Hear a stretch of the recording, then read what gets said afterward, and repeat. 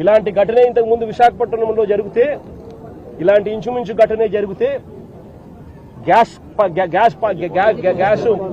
LG polymers లో ఇలాంటి ఘటనే జరిగితే అప్పట్లో జగన్ అనే వ్యక్తి ముఖ్యమంత్రిగా ఉన్నప్పుడు ఎంత ఇచ్చాడో తెలుసా?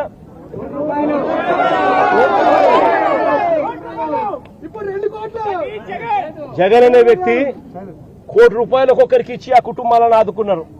ఇప్పుడు ప్రభుత్వం చేసిన తప్పిదం వల్ల ఈ ఘటన జరిగితే అసలు ఆ కుటుంబానికి నువ్వేం చేస్తా ఉన్నావని చంద్రబాబు నాయుడు గారిని అడుగుతా ఉన్నా.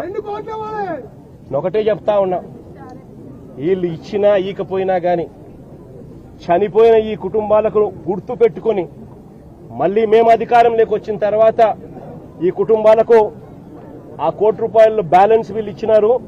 మిగిలిన బ్యాలెన్స్ డబ్బు మన ప్రభుత్వం వచ్చిన తర్వాత నేను స్వయంగా ఇప్పిస్తానని చెప్పి కూడా చెప్తా ఉన్నా.